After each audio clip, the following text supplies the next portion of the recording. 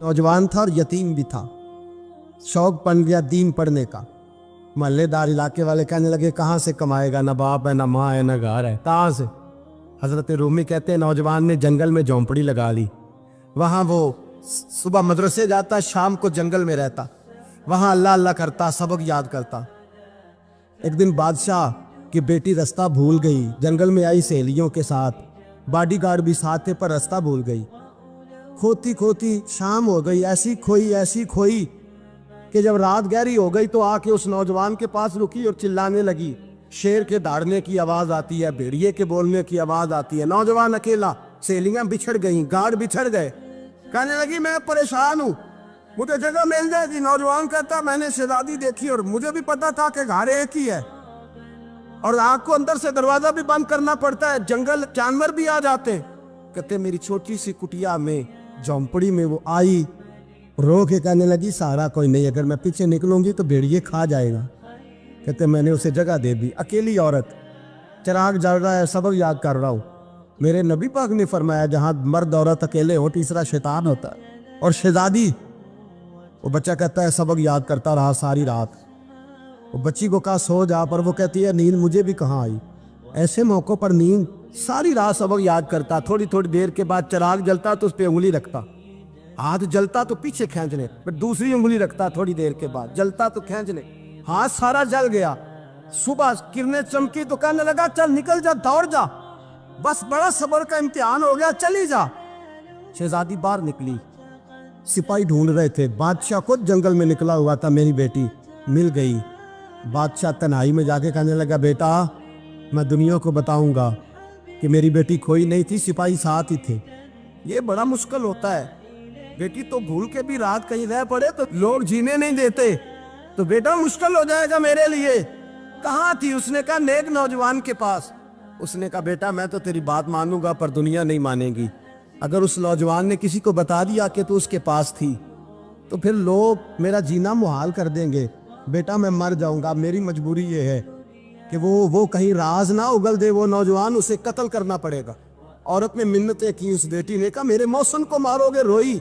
और वो कहने लगा मैं बादशाह हूँ, मेरा अपना विकार है, मैं उसको छोड़ नहीं सकता। गिरफ्तार कर लाए सिपाही। वक़्त तय हो गया सजा का। अकेले कारकोठरी में रखा गया, जो उसके खास एतबार वाले थे उनकी ड्यूटी लगाई। बादशाह ने बुलाया, पहले बिलम आया। औरत कहने लगी, बेटी कहने लगी एक दफा तो बुलाओ ना, एक सवाल बस पर्दे में रह के पूछना है और फिर जो आपका जी चाहे, मेरे मौसम को मारना तो है, तो मर्जी आपकी। सामने खड़ा किया, नौजवान पर्दे के पीछे, औरत खड़ी हो गई। बादशाह बीच बैठ गया। बीबी कहने लगी सारी रात बेदार मैं भी रही, सोया तू भी नहीं। वो जो तू चिराग के करीब हाथ लगा के जलाता था वो समझ नहीं आई। नौजवान रो पड़ा, कहने लगा क्या करूं, मैंने रसूलुल्लाह का दीन पढ़ा है, क्या करूं, मैंने हुजूर का दीन पढ़ा है। मैंने पढ़ा है कि जानी को सबसे नीचे दोज़ख के सबसे निचले दर्जे में जलाया जाए, उसे जहन्नमियों का पीप और रेशा पिलाया जाए, कंद खिलाया जाए। ये रवायतें पढ़ी हुई थी। थोड़ी थोड़ी देर के बाद शैतान मुझे कहता था बदकारी कर ले। मैं अपना हाथ उसी वक्त जब शैतान मशवरा देता तो मैं आग पे करता। मैं कहता अगर ये बर्दाश्त हो गई तो वो भी हो जाएगी। जब हाथ जलता तो मैं समझ जाता नहीं तुझसे तो ये नहीं बर्दाश्त होती तो वो कैसे होगी। फिर मुझे शैतान मशवरा देता कोई देख नहीं रहा तो बुलाने नहीं गया, खुद आई, मैं दूसरी उंगली लगा देता। मैंने हाथ जलाया और मैं समझ गया जब छोटे से चिराग की इतनी सी शमा की आग नहीं बर्दाश्त होती तो दोज़ख कैसे बर्दाश्त होगी। कहते मैं बाज आया। बादशाह ने ये कहानी सुनी, लफ्ज सुने तो चीख मार के रोया। कहने लगा तालिब इल्म तू तो मेरे नबी का सच्चा गुलाम है और मेरे रसूल के जो सच्चे गुलाम होते हैं उन्हें फांसियां नहीं दी जाती, उन्हें तख्त पर बिठाया जाता है।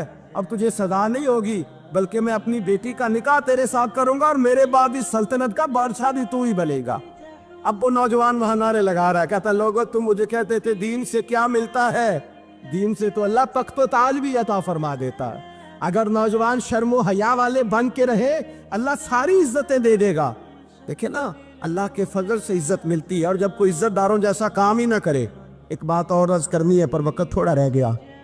जवानों मैं ना जब कभी परेशान होता हूँ ना तो मैं ये वाली बात खोल के पढ़ता हूँ वाला।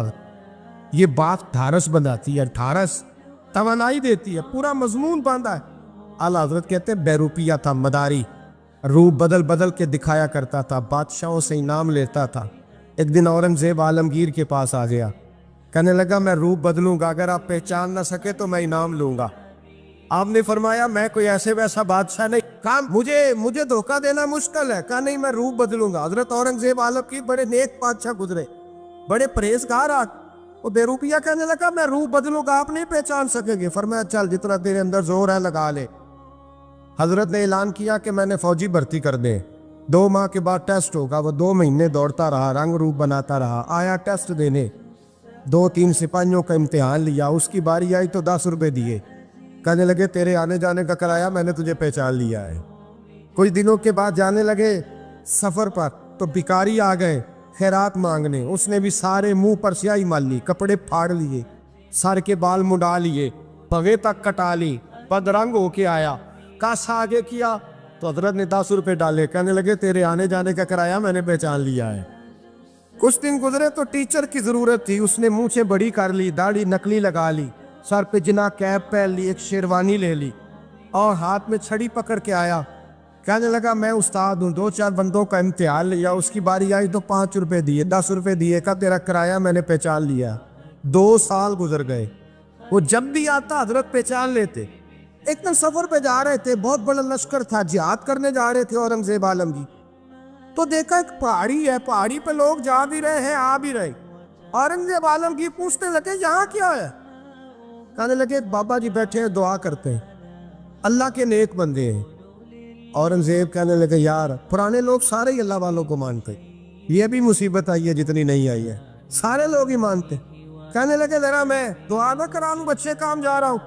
اورنگزیب بادشاہ تھے, بادشاہ لوگ نازک مزاج ہوتے ہیں. گھوڑے سے اترے, بڑی مشکل سے پہاڑی پہ چڑھے, اوپر گئے تو لائن لگی ہے, بابا جی غار میں بیٹھے. کہنے لگے میں نے ملنا, میں اورنگزیب ہوں. انہوں نے کہا ہمارا بابا اس طرح کا پیر نہیں کہ امیر آئے تو رنگ اور ہو, غریب آئے تو اور ہو, یہاں اگر ملنا ہے تو لائن میں لگ جاؤ, سب ایک جیسے. اب لائن میں کھڑے ہو گئے, 50 آدمی آگے تھے, کہتے ہیں 51واں نمبر تھا. تھک گیا دھوپ میں کھڑا کھڑا. جب میں پہنچا غار کے دہانے تو میں نے بابا جی کے چہرے پہ نظر ڈالی تو بڑا نورانی چہرہ, بڑی خوبصورت لب و لہجہ.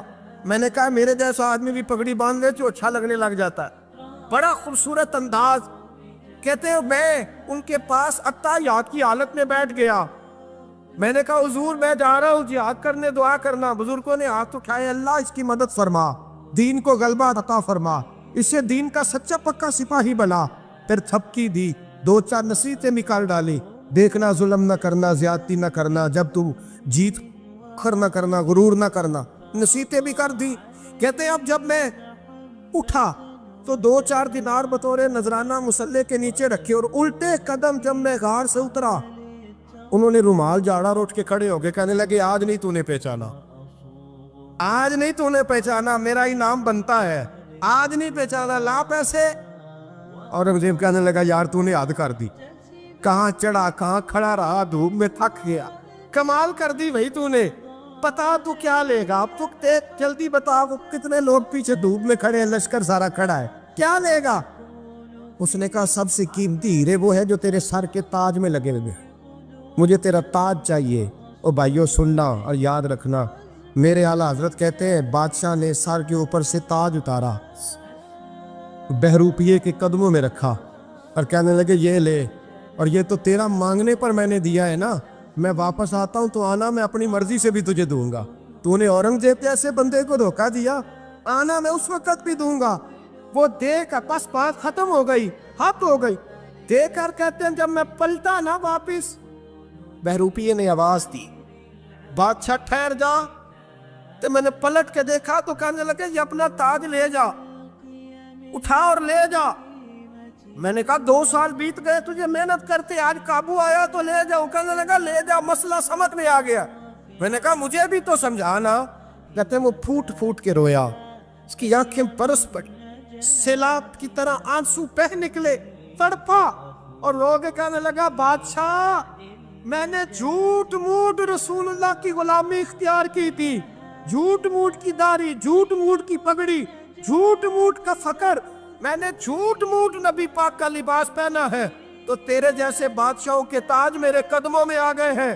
अगर मैं सचमुच रसूलुल्लाह का गुलाम बनूंगा तो अल्लाह क्या कुछ अता फरमाए, अल्लाह कितनी नेमतों से नवाजे।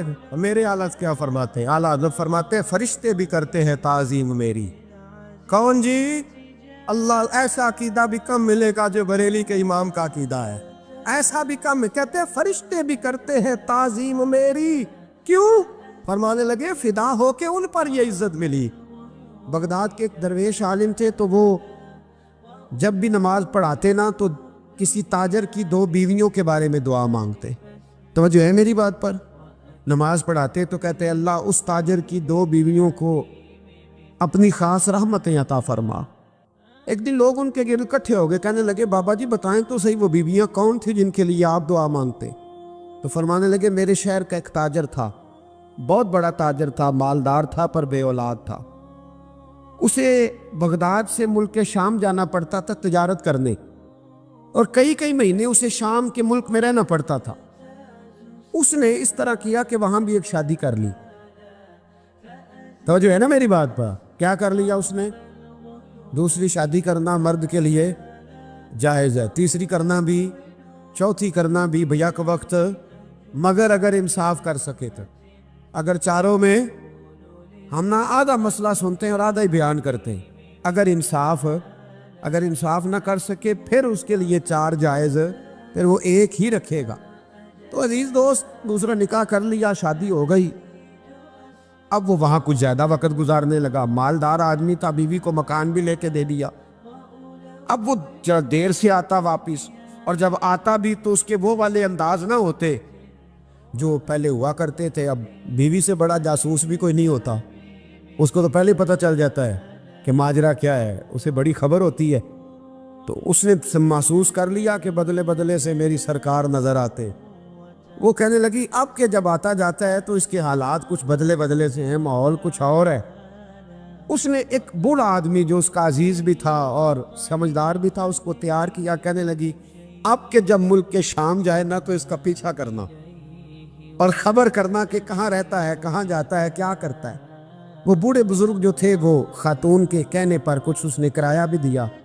वो उस ताजर के पीछे गए और वापस आके ख़बर दी। कहने लगे कि ये तो 2-3 साल बीत गए, इसने वहाँ भी शादी की हुई है, तुझे बताया ही नहीं। बीवी बड़ी समझदार थी, हौसला मंद, ज़ीरत, उसने शोर नहीं मचाया। उसने कहा कि मैं ना अब जब आएगा ना तो तरीके से बात करूँगी और पूछूंगी कि ऐसा क्यों किया।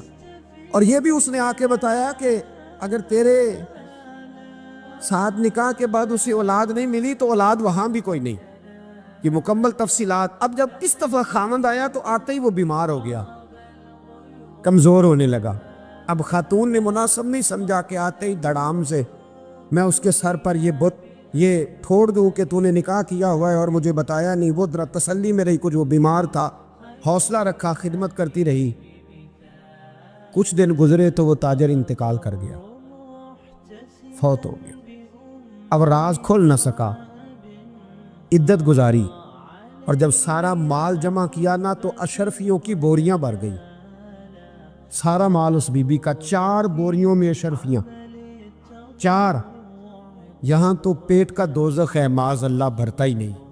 हाल में मज़ीद, हाल में मज़ीद। वो जो कहते थे ना कि बस बाहर चला जाऊँ और बाहर मैं कुछ थोड़े से पैसे कमा के 2-3 साल में लौट आऊँगा, फिर यहाँ आके कोई कारोबार करूँगा, वो गए हैं तो वापस नहीं आए। वो जो कहते थे ना बस मैंने इतना सा कारोबार करना है कि मकान बन जाए, उन्होंने 4 मकान भी बना लिए हैं, लेकिन ब्रेक हल में मज़ीद की दौड़ है। अब 4 बोरियां उस औरत ने छुपाए रखी। कोई बंदा नहीं जानता बगदाद में कि मुल्क के शाम में ताजर की दूसरी बीवी भी है। जब वो फारिग हुई तो उसने उस बूढ़े जासूस को फिर बुलाया और 2 बोरियां ऊंट पे रखी, खुद भी साथ बैठी और मुल्क के शाम गई। अल्लाह अकबर। वो बुजुर्ग कहते हैं मैं ऐसे नहीं दुआ करता। उसको जाके कहने लगी मैं अकेली वारिस नहीं हूँ, आधे की वारिस तू भी है। मैं अकेली वारिस नहीं, ये तक़सीम विरासत है, आधी की वारिस तू भी है। तो रख अपने पैसे, मुझे पता है उसने निकाह किया था पर मुझे बताया नहीं था, तो रख अपने पैसे, मैं तुझे दे रही हूँ, आधे तेरे हैं आधे मेरे हैं। उसने नज़र उठाई तो रो पड़ी, कहने लगी नहीं अब ये सारे तेरे ही हैं। अगर तू अल्लाह से डरती है तो मैं भी रब से डरती हूँ, अगर तू मुस्तफ़ा करीम का कलमा पढ़ती है तो मैं भी उसी नबी की मानने वाली हूँ। कहा बात क्या है, मेरा क्यों है सारा? तो वो खातून कहने लगी, वो 2 साल 3 साल से मेरे साथ निकाह था और उसने बताया था मुझे कि मेरी बीवी भी है, और मैं गरीब थी तो मेरे वालिदैन को भी बताया था कि मेरी दूसरी शादी है। ये मकान उसने मुझे लेके दिया था, मेरे तमाम अखराजात वो पूरे करता था, नानो नफका का ख्याल रखता था। लेकिन अब के जब वो आया तो वो बीमार था। उसने मुझे बताया कि मुझे तबीब ने बताया है कि मैं शदीद बीमार हूँ, शायद बच ना सकूँ। तो कहने लगी वो मुझे कई लाख रुपए भी दे गया और जाते दफ़ा मुझे तलाक भी दे गया, फारिग कर गया। कहने लगा तू जहाँ चाहे मेरे बाद निकाह कर सकती है। और कहने लगा मैं चाहता था पहली बीवी को बता दूँ, मौका नहीं बना और उसका दिल ना टूटे, बता नहीं पाया, लिहाजा वो मुझे ढेर सारे पैसे दे चुका है, सारा मेरा हिस्सा मुझे पहले से दे चुका है। मेरी बहन, अब ये 4 बोरियों में से 2 मेरी नहीं बल्कि 4 की 4 ही तेरी है, तू ही इसकी हकदार है। तो बुजुर्ग कहते हैं मुझे बताओ, जिनके अंदर इस किस्म के तकवे की झलक हो उनके लिए हर नमाज के बाद दुआ मांगनी चाहिए कि नहीं मांगनी चाहिए? हजरत उमर के ज़माने में ना एक नौजवान था, नेक था, मस्जिद जाया करता था रात को। तो मस्जिद जा रहा था तो रास्ते में एक औरत ने दावत गुनाह दी, इब्ने असाकर ने इसको लिखा है।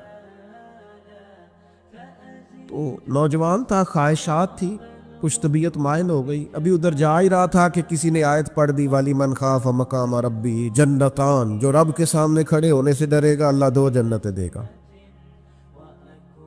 वाकई डर गया, वो वाकई डर गया, इतना डरा कि बेहोश होके गिर पड़ा।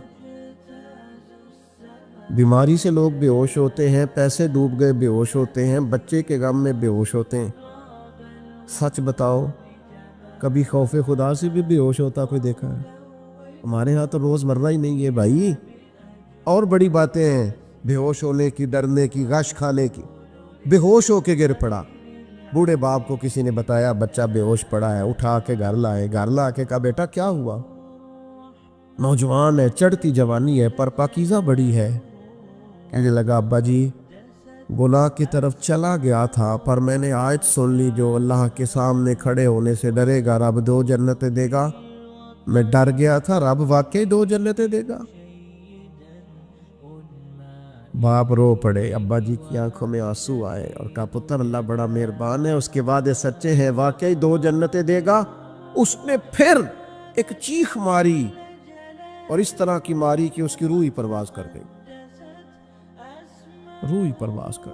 कुश्तगाने खंजरे तस्लीम रा, इश्क की खंजर से कत्ल हो गए लोग।